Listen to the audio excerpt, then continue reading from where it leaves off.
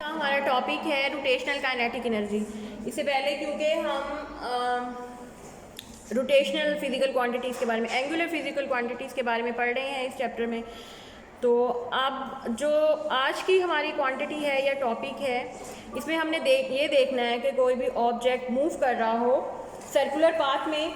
Like यहाँ पे for example एक ऑब्जेक्ट है जो कि ए बी एक्सिस के अलॉन्ग मूव कर रहा है, तो हमने अगर इसकी रोटेशनल काइनेटिक एनर्जी मालूम करनी है, हमें अभी नहीं पता, अभी तक हम सिर्फ एक सिंपल लीनियर काइनेटिक एनर्जी के फार्मूला से ही फैमिलियर हैं।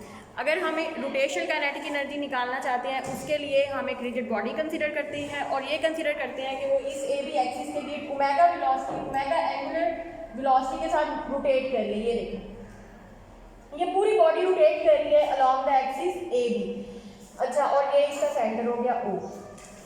Now to calculate the value of rotational kinetic energy, what you have to do is, आप लोगों ने क्या करना है कि इस बॉडी को छोटे छोटे मैसेज में डिवाइड कर लेना, जैसे हम पीछे मोमेंट ऑफ इनर्शिया में और एंगुलर मोमेंटम में भी करते हैं ना।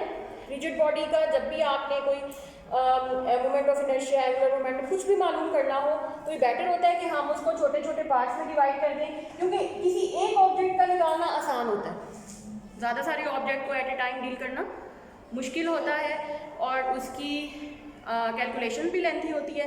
तो हम क्या करते हैं, अपनी बॉडी को या अपने सिस्टम को छोटे छोटे मैसेज में डिवाइड कर देती हैं। यहाँ पर मैं एक पार्ट ले रही हूँ जिसका मैस है एम आई, और वो सेंटर से कितने डिस्टेंस पर है, आर आई।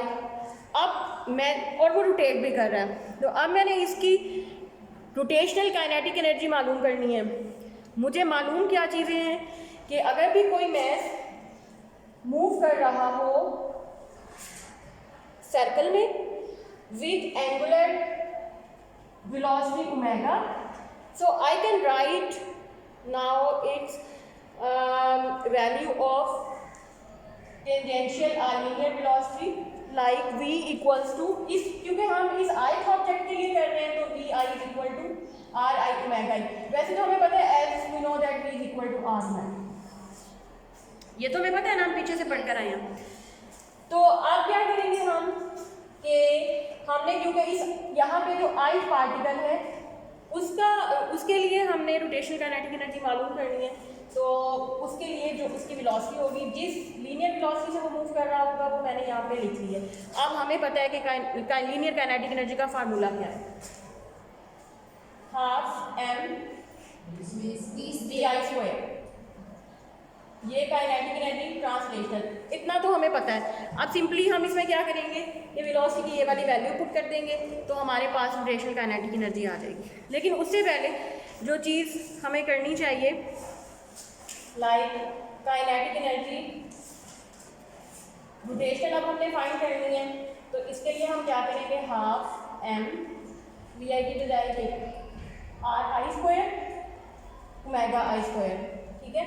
तो ये हमारे पास रोटेशनल काइनेटिक एनर्जी आ जाएगी, हाफ यहाँ भी आई है M I R I square omega I square. अच्छा, अब ये आपको याद होगा, this is the quantity which has been called as moment of inertia of ith particle। mr square moment of inertia होता है ना, तो ये क्योंकि ith पार्टिकल है, तो ith पार्टिकल का moment of inertia, तो मैं इसको इस तरह भी लिख सकती हूँ, half I omega I square. अच्छा, मैं इस आई को निकाल भी सकती हूँ, उसकी रीज़न ये है कि जितने भी पार्टिकल्स होंगे सबकी एंगुलर वेलोसिटी सेम होगी। ये हमने बार बार पढ़ रहे हैं कि बेशक आप सिस्टम के पार्ट्स कर लें, हर पार्ट की एंगुलर वेलोसिटी सेम होगी, और वजह क्या है, क्योंकि एक्सिस ऑफ रोटेशन सेम है। ये बात आपने याद रखनी है, ठीक है। वाइवा में या अक्सर ये आपसे क्वेश्चन पूछा जाता है कि एंगुलर वेलोसिटी जो है ये क्यों सेम रहती है, चेंज क्यों नहीं होती, हर पार्टिकल की मुख्तलिफ क्यों नहीं होती। उसकी वजह यही है क्योंकि यहाँ पे एक्सिस ऑफ रोटेशन एक ही है, वो सेम रहता है, तब तक नहीं चेंज होगी जब तक एक्सिस ऑफ रोटेशन चेंज नहीं होता। अच्छा, इसके बाद अब हमने इस पूरी बॉडी का काइनेटिक एनर्जी रोटेशनल अगर फाइंड करनी है, अब क्योंकि हमने इसको पार्ट्स में डिवाइड किया हुआ है, एक पार्ट की हमने निकाल ली, सिमिलरली हम सारे पार्ट्स की अलग अलग निकालेंगे और उसको ऐड कर देंगे। फॉर एग्जांपल यहाँ पे उसने क्योंकि डायरेक्ट किया हुआ, मैं डायरेक्ट कर लेती हूँ क्योंकि अब हम ये तरीका 3-4 टॉपिक से चलता हुआ आ रहा है तो आप लोगों को इतना मुश्किल नहीं लगेगा। पिछले लेक्चर्स जब आप देखेंगे तो ये कैसे लिखा है आसानी हो जाएगी। हाफ कॉमन होगा, हर क्वांटिटी में आएगा, मैं बाहर निकाल लेती हूँ। अच्छा, अब हमें क्योंकि पता चल गया काइनेटिक एनर्जी रोटेशन का फार्मूला बेसिकली ये होता है। सो अब जितने भी पार्ट्स हैं हम हर पार्ट की अलग अलग लिख लेते हैं, मतलब इसमें सिर्फ एम ही नहीं है, काफ़ी सारे पैसेज हैं। तो m1 का m1 r1 square omega 1 square, second कोई मैथ होगा उसका कितना होगा m2 r2 square omega 2 square plus तो इस तरह से m3 का होगा 4, सबकी हम लिखते जाएंगे और प्लस जो लास्ट होगा लेट सपोज n है तो उसकी हम लिखेंगे mn rn square omega n square और ये क्लोज होगी। अब मैं इसको सिंप्लीफाई करके समेशन की फॉर्म में लिख सकती हूँ, like summation i equal to 1 up to n m i r i square omega b i का स्क्वायर।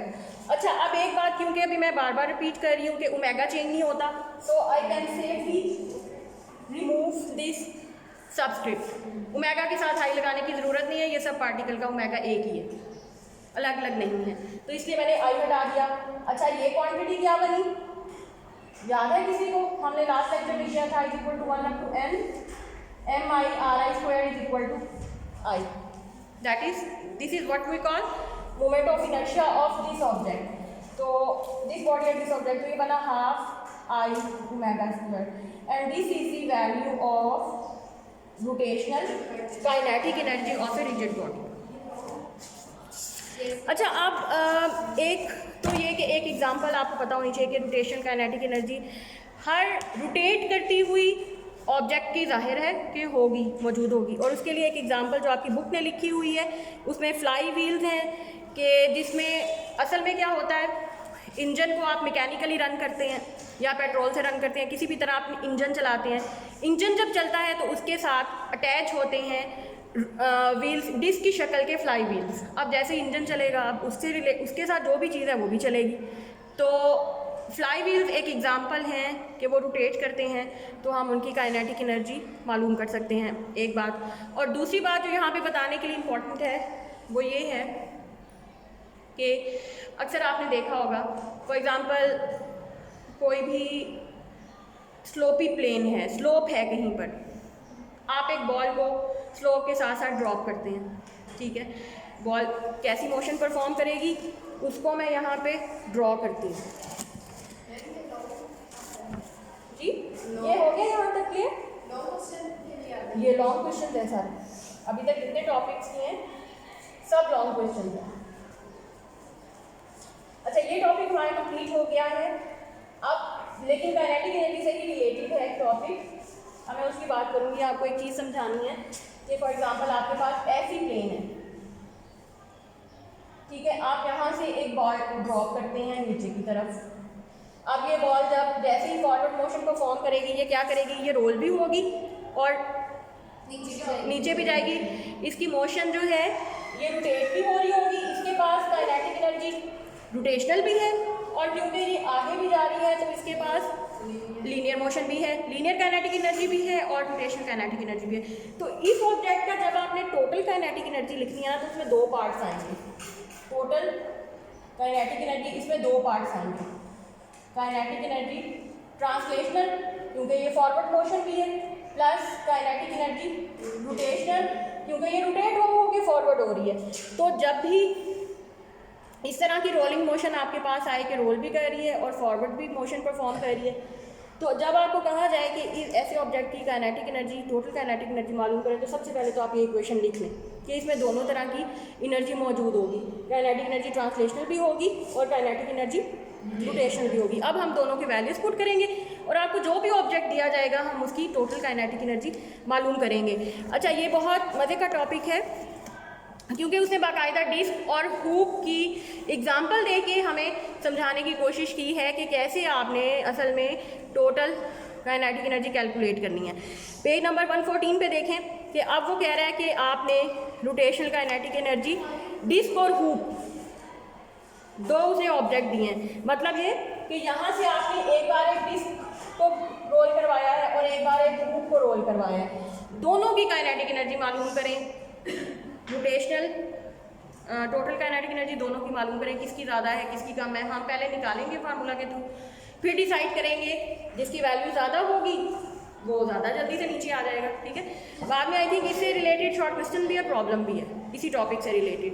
तो इस टॉपिक को करने से पहले आपको एक चीज़ पता होनी चाहिए कि what is the moment of inertia of a disc and what is the moment of inertia of a hoop. Moment of inertia of a disc क्या होता है, मैं यहाँ लिख देती हूँ, I D half M R square से बराबर होता है। अच्छा, पीछे मैंने एक चार्ट दिखाया था जिसमें 5 objects of moment of inertia लिखा हुआ है, अगर नहीं याद मैं दोबारा से आप लोगों को बता देती हूँ। जहाँ पे हमने मोमेंट ऑफ इनर्शिया वाला टॉपिक किया था ना, वहाँ पे देखिए पेज नंबर 109 पे एक चार्ट है for your information, moments of inertia of various bodies about their axis A prime. अब इसमें से देखें थिन रॉड, हुप का, सिलेंडर का और सफ़ियर का, ये चारों आपने याद करने हैं, ठीक है।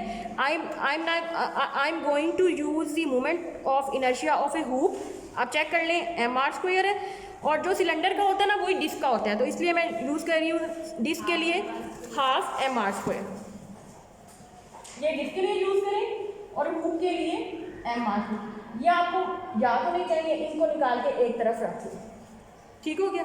अब आ जाते हैं वापस इसी वाले सवाल की तरफ। अब हमें ये मालूम हो गया, अब पहले हम फॉर डिस्क काइनेटिक एनर्जी कितनी होगी, kinetic energy rotational of a disc half, we know that I omega square, omega D कर लेते हैं, आई डी कर लेते हैं, चलो ओमेगा को नहीं करते, ओमेगा को हम कांस्टेंट रख लेते हैं, आई डी। यहाँ पे आपने यहाँ से डिस्क का मोमेंट ऑफ इनर्शिया पुट कर देना है, half multiplied by half M R square omega square, ये क्या बन गया 1/4 M R square omega square. तो अब वी नो दैट यहाँ पे एक और रिलेशन भी मैं लिख देती हूँ, v is equal to R omega, so v square is equal to R square omega square.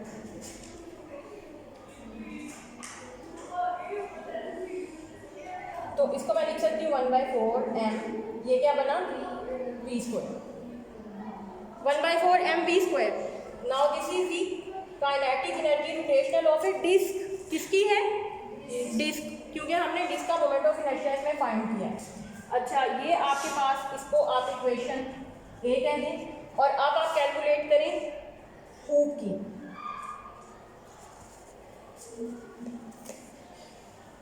Hoop की हम कैलकुलेट करते हैं, ये डिस्क है मैं लिखे रहने देती हूँ, यहाँ पे हुप की फॉर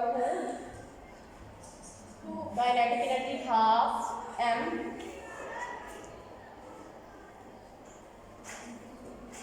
हाफ रोटेशन, ये रोटेशन है ना, तो हाफ, यहाँ पे आप आई रूट लिखेंगे, हाफ आई रूट की वैल्यू देखें M R square omega square, half M V square. तो हुप की रोटेशनल काइनेटिक एनर्जी भी उतनी ही है जितनी के लीनियर काइनेटिक एनर्जी के बराबर ही है तकरीबन, मतलब हाफ एम वी स्क्वायर। अब आप इसको इक्वेशन बी कर लें, this is equation A and this is equation B, दोनों को कंपेयर कर लें। काइनेटिक एनर्जी रोटेशनल किसकी ज़्यादा है, 1/4 एम वी स्क्वायर बड़ा है या हाफ एम वी स्क्वायर बड़ा है, ये छोटा है 1/4 हुप की, ये 1/1 का 4th पार्ट है, ये 1 का 2nd हाफ पार्ट है, तो ये क्वांटिटी बड़ी है। आपसे अगर कहा जाए कि बताएं कि किसकी काइनेटिक एनर्जी ज़्यादा है, तो आप कहेंगे डिस्क की। अच्छा, अब जो हम केस कर रहे थे उसकी तरफ वापस आ जाएं, जहाँ से आपने इस डिस्क और हुप को किसी हाइट h से नीचे की तरफ गिराया है, तो ये कैसे आएगा, स्लिप हो के नीचे आएगा, ये मैं आप बता देती हूँ। नाउ वी हैव टू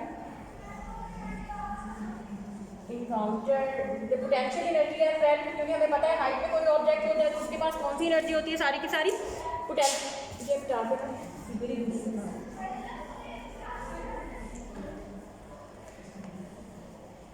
अच्छा फिगर ही मैं जो फिगर कंसल्ट कर रही हूँ वही बनाने लगी हूँ। आप यहाँ पे कोई डिस्क फॉरवर्ड मूव करवाएं। फॉर एग्जांपल अब आपकी डिस्क की पोटेंशियल एनर्जी कितनी है, वो हाइट h पे है तो उसकी पोटेंशियल एनर्जी कितनी है mgh। तो हम यहाँ पे potential energy we know that by using the law of conservation of energy we can write potential energy is equal to kinetic energy translational plus kinetic energy rotational। potential energy किसके बराबर है mgh।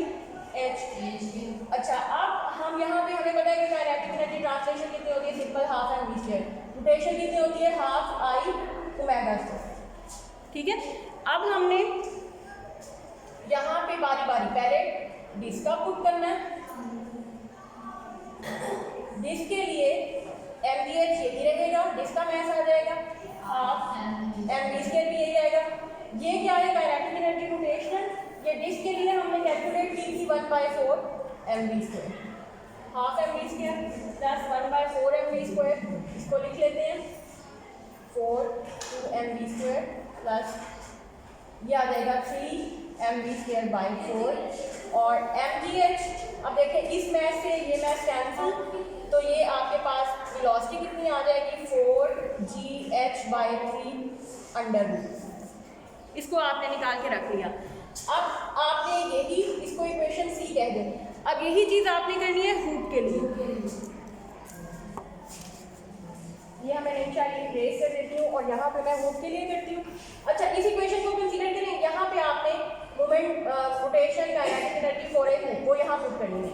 तो ये equation बन जाएगी mgh is equal to half mv square hoop का kinetic energy, rotational भी यही होती है तो ये हो जाएगा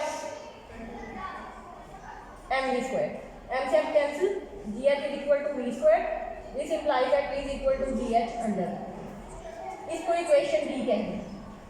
अच्छा मैं इसको भी h कह देती हूँ, इसको भी d कह देती हूँ ताकि हमें याद रहे कि ये अगर हम ऊपर से कोई डिस्क गिराएंगे तो वो इस वेलोसिटी के साथ नीचे आएगी, कोई मूव गिराएंगे तो वो इस वेलोसिटी के साथ नीचे आएगी। दोनों को कंपेयर कर लें, आपको पता चलेगा कि v disc is greater than v move.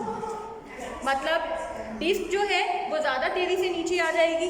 और ये शॉर्ट क्वेश्चन भी है, बाद में आपने प्रूव करना है कि कैसे नीचे आई है। हम यहाँ से बाकायदा हमने कैलकुलेट करके प्रूफ भी कर दिए कि डिस्क जो है वो ग्रेटर वेलोसिटी है उसकी, तो वो ज़्यादा पहले नीचे आ जाएगा। अच्छा आप एग्जांपल 5.5 देखें, आखिरी है। A disc without slipping rolls down a hill of height 10 metre. अब इसी तरह की कोई हिल है, हाइट है उसकी 10 मीटर। फॉर्मूला आपके सामने लिखा हुआ है। If the disc start from rest at the top of the hill, अगर यहाँ से रेस्ट से स्टार्ट हो, what is its speed at the bottom. आप क्योंकि डिस्क का जिक्र है और उसकी स्पीड पूछिए तो ये हमने कैलकुलेट करके ऑलरेडी रखा हुआ है, बहुत आसान हो गया। एच आपको दी गई है, वी डी आपने फाइंड करनी है। This is example 5.5। V D कैसे फाइंड करेंगे, we know that 4gh by 3 under root for disk. Velocity of the disk is given by using this formula. अच्छा अब इसमें हाइट आपको 10 मीटर दी गई है, यहाँ पुट करेंगे 4 मल्टीप्लाई बाय 9.8। इसको सॉल्व कर लें, आंसर आपके पास आ जाएगा 11.4 मीटर पर सेकंड की रफ्तार से आपकी डिस्क जो है वो नीचे आ जाएगी। ठीक है, ओके।